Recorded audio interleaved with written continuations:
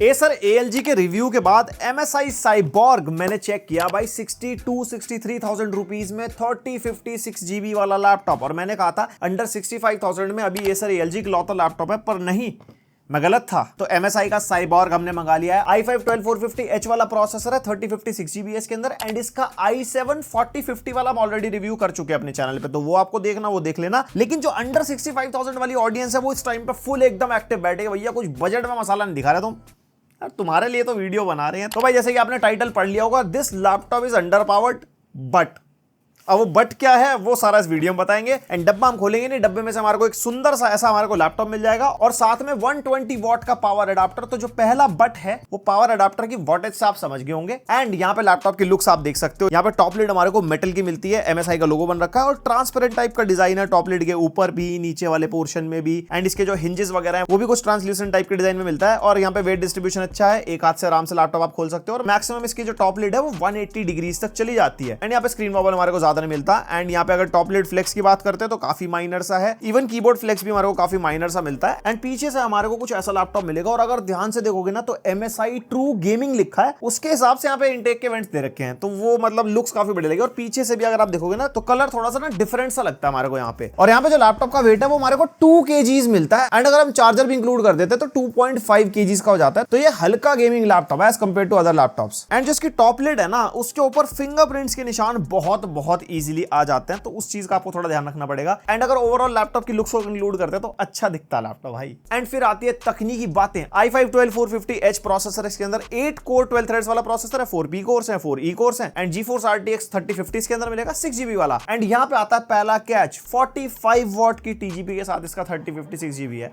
लेकिन डोंट जज the book by its cover, अभी वीडियो पूरी देखना। साथ में 16 GB रैम मिल जाएगी, DDR5 4800 मेगाहर्ट्ज क्लॉक स्पीड वाली। 2 स्लॉट्स यहाँ पे हमारे को मिलते हैं, दोनों ऑक्यूपाइड है 8 GB में, एंड मैक्सिमम 64 GB तक आप कर सकते हो, जो ब्रांड ने ऑफिशियली मेंशन करा है। और मेरे हिसाब से DDR5 रैम में ना 16 GB सिंगल चैनल भी अच्छी खासी परफॉर्मेंस दे जाती है। फ्यूचर में अपग्रेड करना होगा 8 की, दोनों वेस्ट करनी पड़ेगी। ये रैम का मामला ना बहुत सब्जेक्टिव है, डुअल चैनल एक अच्छी परफॉर्मेंस है, बट डुअल चैनल में अगर स्लॉट फ्री ना मिले तो नुकसान है। तो आपके क्या थॉट्स है इस पे मेरे को जरा कमेंट सेक्शन में बताना। और 512 GB की Gen 4 SSD यहाँ पे मिलती है, and read and right speeds okay side है, 4200 एंड 1700 के आसपास। राइट स्पीड थोड़ी मेरे को कम लगी। एंड इसके अंदर ना सिंगल ही SSD का स्लॉट है, मेरे हिसाब से 2 SSD के स्लॉट होने चाहिए थे। फ्यूचर बंदा अपग्रेड कैसे करेगा 2 TB SSD लगा के पर, लेकिन आपको फिर एक हटा के दूसरी लगानी पड़ेगी ना, एक्सपेंशन नहीं हो सकता। और कनेक्टिविटी में Wi-Fi 6 एंड ब्लूटूथ वर्जन 5.2 हमारे को मिलता है, एंड कोई भी MS ऑफिस इस लैपटॉप के अंदर नहीं मिलेगा, और वो इस प्राइस पॉइंट पे जल्दी से गेमिंग लैपटॉप्स में मिलता भी नहीं है। एंड अब कर लेते हैं परफॉर्मेंस की बातें। परफॉर्मेंस की बातों से पहले बेंचमार्क्स पे जरा नंबर डालो आप। Cinebench R23 के स्कोर्स आप देख सकते हो इस लैपटॉप के, 12450H के हिसाब से काफी कम नंबर ये दे रहा है। मल्टी कोर में भी, इवन सिंगल कोर में तो बहुत ही बुरे हाल है। फिर 2024 के स्कोर्स में भी सेम ही हाल चाल है, एंड Geekbench 6 में भी वही हाल चाल है, मतलब यहाँ पे नंबर अच्छे नहीं आ रहे। Geekbench 6 का OpenCL स्कोर आप देख सकते हो, जो GPU के लिए होता है, उसके अंदर नंबर ये 3050 के हिसाब से बढ़िया देगा। एंड मशीन लर्निंग के यहाँ पे स्कोर्स आप देख सकते हो Geekbench 6 के 2300 के आसपास है। दूसरे लैपटॉप से कंपेयर कर लेना, अभी कुछ लैपटॉप पहले गए थे और आगे भी करेंगे, तो आपको थोड़ा आइडिया हो जाएगा कि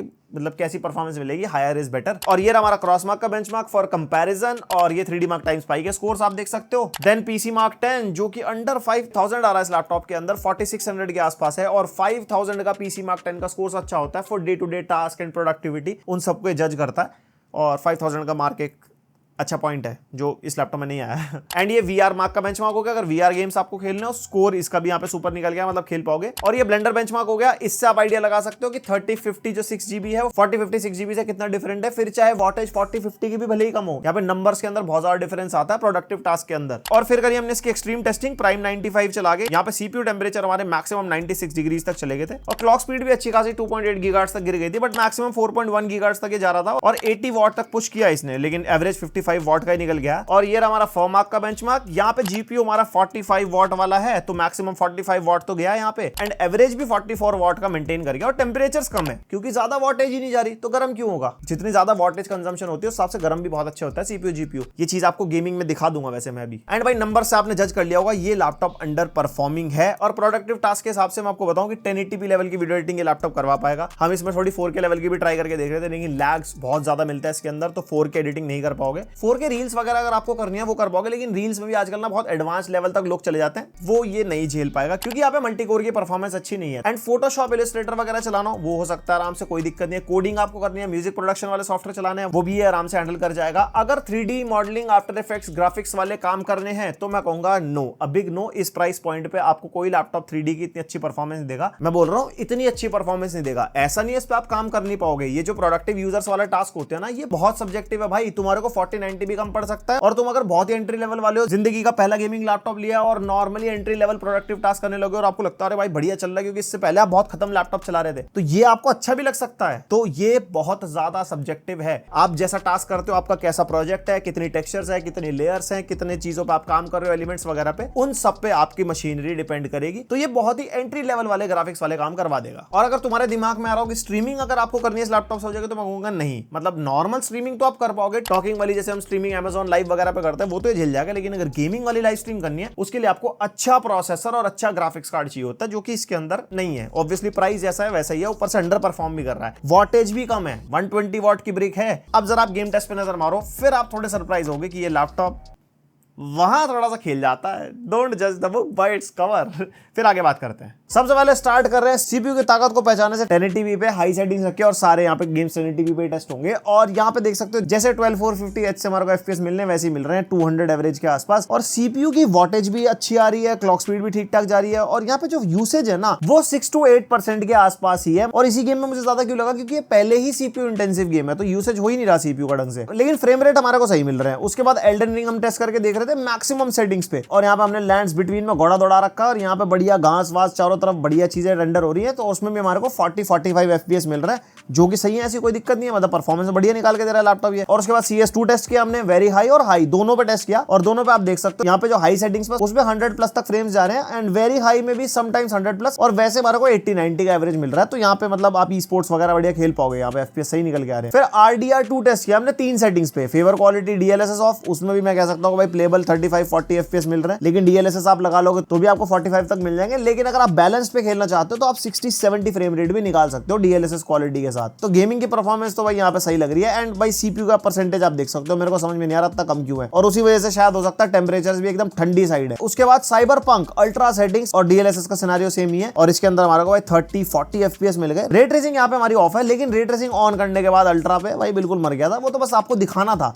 कि RTX 3000 सीरीज रे ट्रेसिंग की कितनी कैपेबल है। उसके बाद हॉगवर्ट्स लेगेसी में झाड़ू उड़ाई हमने बढ़िया करके, एंड इसमें फ्रेम रेट अच्छे मिल रहे हैं हमारे को DLSS लगाने के बाद, और रे ट्रेसिंग भी अल्ट्रा है, उस चीज का ध्यान रखना। नॉर्मली रॉ परफॉर्मेंस में इतनी अच्छी परफॉर्मेंस नहीं निकल गई, बट यस क्या ही उम्मीद कर सकते हैं 3056 GB, वो भी इतने कम वॉट वाले से। और उसके अलावा गोस्ट ऑफ सुशीमा, एंड यहाँ पे वेरी हाई सेटिंग्स पे DLSS क्वालिटी लगाने के बाद बढ़िया 40-45 फ्रेम रेट मिल रहा है। आपको इससे ज्यादा फ्रेम रेट निकालने हैं तो डेफिनेटली सेटिंग्स आप हाई पे कर सकते हो। और उसके बाद होराइजन फॉरबिडन वेस्ट, और ये वेरी हाई पे हमने टेस्ट तो कर दिया, लेकिन वेरी हाई पे कोई इतने अच्छे फ्रेम रेट मिल नहीं रहे थे। उसके बाद the last of us high settings है, DLSS का सिनेरियो सेम है, एंड 30-35-40 FPS मिल रहे हैं दोनों सिनेरियोज में, प्लेबल है FPS यहाँ पे। उसके बाद हमने टेस्ट किया हेलब्लेड 2, बहुत ज्यादा हाई ग्राफिक्स गेम है ये, लो सेटिंग्स पे हमारे को टेस्ट करना पड़ा, तब जाके DLSS लगा के 45-50 फ्रेम रेट निकल गया, और रॉ परफॉर्मेंस में 35 तक। तो यहाँ पे आप गेम खेल पाओगे, ऐसी कोई दिक्कत नहीं, लेकिन सेटिंग्स कम रखनी पड़ेगी। उसके बाद एलन वेक 2 टेस्ट किया, मीडियम सेटिंग्स पे किया था हमने, तब जाके कुछ इतने फ्रेम रेट निकल गया। और ये जंगल वाला सीन है ना, ये बहुत ज्यादा हैवी सिनेरियो है, इसके बाद जाके गेम के फ्रेम रेट वैसे ना बढ़ जाते हैं थोड़े से। और उसके बाद अगर आपको रे ट्रेसिंग की परफॉर्मेंस देखने तो देख लो भैया,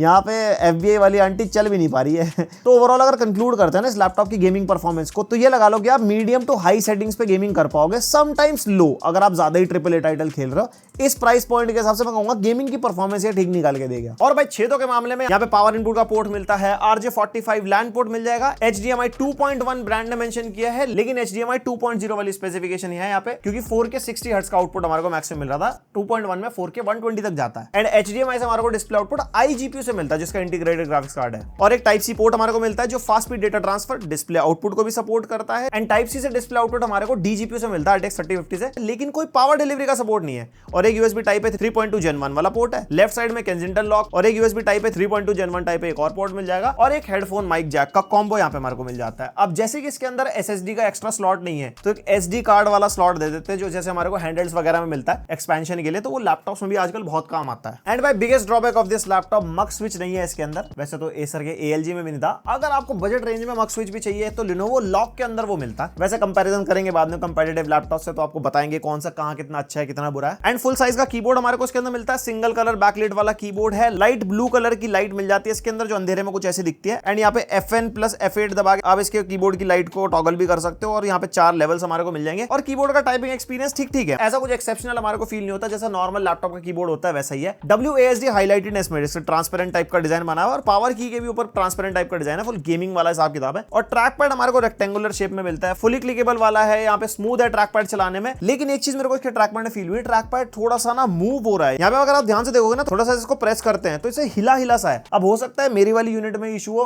भाई नॉर्मली ना हो, तो कोई साइबॉर्ग यूज कर रहा हो तो मेरे को बता देना कि मैंने नोटिस करा। और अगर आपको इसके कीबोर्ड पे गेमिंग करनी है तो WASD के आसपास मैक्सिमम टेंपरेचर 4 से 5 घंटे गेमिंग करने के बाद 34-35 के आसपास जाते हैं। स्पेस बार के एरिया में भी 34 के आसपास जाते हैं। एंड जो चिपसेट वाला एरिया होता है तो 41-45 के आसपास चले जाता है, वो तो ऑब्वियसली गर्म हो जाता है। तो कीबोर्ड पे गेमिंग करते हुए आपको ऐसे तगड़ा गर्मी का एहसास नहीं होगा, थोड़ा बहुत वार्म फील होता है जो गेमिंग लैपटॉप से एक्सपेक्ट कर ही सकते हैं। एंड बाय डिस्प्ले जो प्राइस का लैपटॉप है, बेसिक डिस्प्ले हमारे को मिलेगी 15.6 इंचेस की IPS level full HD 1080p display मिलती है। एंड IPS और IPS लेवल में ऐसा कोई डिफरेंस नहीं होता, सेमी डिस्प्ले होती है, बस वो कॉपीराइट वाला सीन है, पहले काफी वीडियोस में बता चुका हूं, वरना आप गूगल भी कर सकते हो। एंड 16:9 वाली डिस्प्ले, जैसे कि मैंने आपको बताया 1080p है। कलर गैमेट बेसिक मिलता है, वही 49% NTSC है, 69% sRGB है, Adobe RGB और P3 के गैमेट भी आप देख सकते हो। एंड पीक ब्राइटनेस सिर्फ और सिर्फ 238 निट्स की गई है इस लैपटॉप में। हम बताते हैं कि Asus स्टफ में बहुत कम ब्राइटनेस हमारे को मिलती है कि भाई 250 निट्स के आसपास की, ये उससे भी कम है। एंड एक्चुअल ब्राइटनेस बहुत खत्म फील होती है, तो डिस्प्ले से ज्यादा उम्मीद मत करना। एंड ऐसी डिस्प्लेस नॉर्मली हमारे को लैपटॉप्स मिलती है इसी प्राइस पॉइंट के आसपास, स्पेसिफिकली गेमिंग लैपटॉप्स में। बस एक लैपटॉप है मार्केट में, Lenovo Log, जो 100% sRGB 300 प्लस निट्स की ब्राइटनेस दे रहा है। भाई साहब बढ़िया, एकदम फुल कंपटीशन, टक्कर वक्कर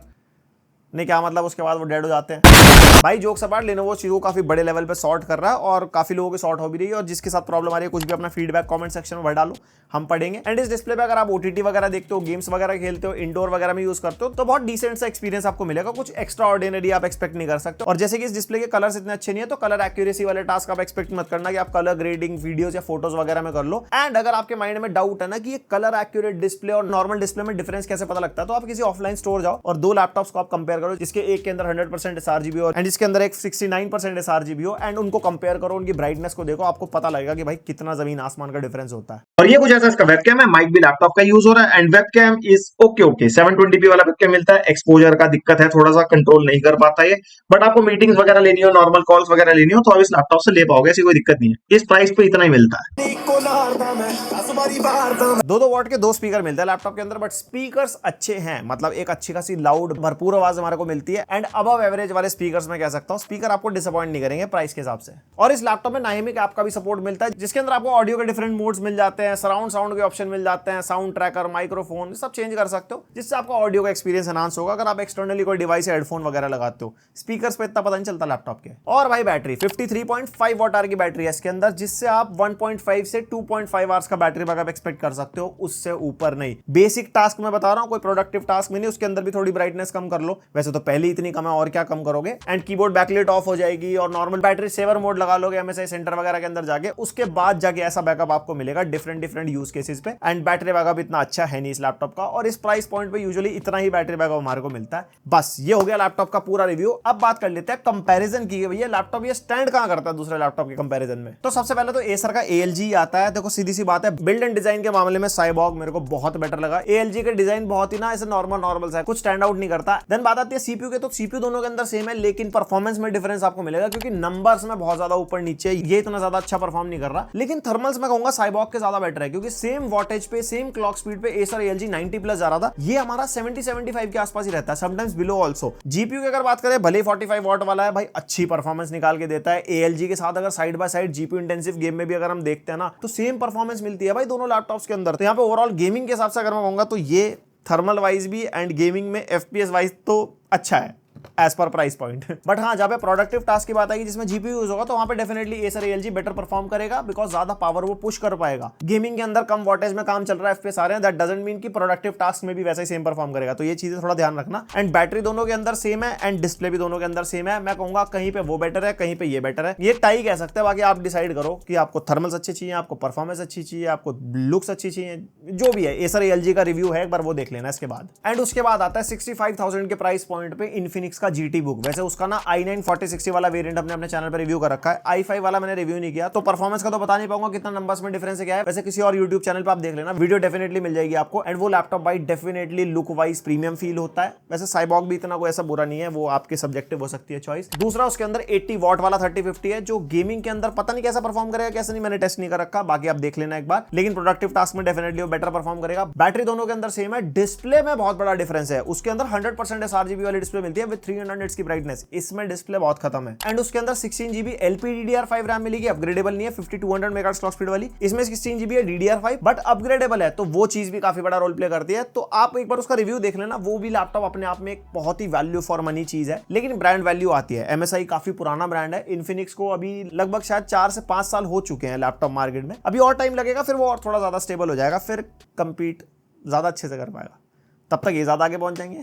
एंड उसके बाद आता है भाई एक डिसरप्टर लैपटॉप जो बहुत ही कंट्रोवर्शियल भी रहा है, बहुत ज्यादा चर्चाओं में भी आया था, कलरफुल इवॉल्व P15 भाई i5 12450H 4056GB, वो भी 100 वॉट वाला। अब वो पहले 140 वॉट था, बाद में 100 वॉट कैसे हो, उसके लिए आप ये वाली वीडियो देख लेना, आपके सामने आ रही होगी। एंड वो लैपटॉप 65,000 में मिलता है, उसके अंदर 100% sRGB वाली 300 निट्स वाली डिस्प्ले मिल जाती है, 16GB DDR5 4800 megahertz clock speed वाली सिंगल चैनल में रैम मिल जाती है, तो फ्यूचर में अपग्रेड करने में कोई दिक्कत नहीं होती। 4056GB मिलता है जो 3056GB से बहुत बहुत बहुत बेटर है। बिल्ड एंड डिजाइन सब्जेक्टिव हो सकता है, किसी को कलरफुल पसंद आएगा, किसी को ये वाला लैपटॉप पसंद आएगा। एंड ओवरऑल अगर वैल्यू फॉर मनी देखें तो भाई कलरफुल आंख बंद करके, क्योंकि उसका प्रोसेसर भी बिल्कुल सही परफॉर्म कर रहा है, इसका तो अंडर परफॉर्मिंग है। लेकिन भाई देखो कलरफुल अभी आया है मार्केट में और MSI बहुत पुराना बैठा है, तो MSI की एडवर्टाइजिंग कॉस्ट, मार्केटिंग कॉस्ट, बहुत सारी चीजें एड अप हो जाती है, जो ऑब्वियसली आपको ही पे करनी है लैपटॉप खरीदते हुए, इसलिए लैपटॉप महंगे होते हैं। एंड कलरफुल अभी बिल्कुल नया नया ब्रांड है। जीपीयू मार्केट उनका बहुत बढ़िया इंडिया के अंदर, लेकिन लैपटॉप का मार्केट अभी अभी स्टार्ट हुआ है उनका, एक ही लैपटॉप रिलीज हुआ है, अब दूसरा आने वाला है, मेरे को थोड़ी थोड़ी न्यूज मिल रही है, आएगा तो हम चैनल पे रिव्यू जरूर करेंगे। एंड ब्रांड वैल्यू वाली अगर बात आती है तो MSI इज द ऑप्शन, भले ही चीजों में कॉम्प्रोमाइज बहुत सारे हैं। एंड अगर आपको सिर्फ और सिर्फ स्पेसिफिकेशन देखनी है और आप थोड़ा ब्रांड पे रिस्क लेने को तैयार हो, मैं ऐसा नहीं कह रहा कलरफुल बिल्कुल ही एकदम खत्म ब्रांड है या कुछ है, भाई बहुत पुराना ब्रांड है, इंडिया के अंदर लैपटॉप सेगमेंट में भी एक्टिव हुआ है, लेकिन वो पहले से बाहर लैपटॉप बहुत बेच रहा है, तो आप वो भी चेकआउट कर सकते हो, उसका रिव्यू है हमारे चैनल पे, एक बार आप वो भी देख लो, सबको आइडिया हो जाएगा। एंड दो लैपटॉप्स और है, एक Lenovo का IdeaPad गेमिंग 3 है, Ryzen 5 7000 सीरीज 3056GB, ये लैपटॉप भी हमारे को 65,000 के आसपास मिलता है, लेकिन इसके बारे में कोई टिप्पणी नहीं दूंगा क्योंकि मैंने टेस्ट नहीं किया, क्योंकि साइबॉर्ग की भी अगर स्पेसिफिकेशन पढ़ के टिप्पणी दे देता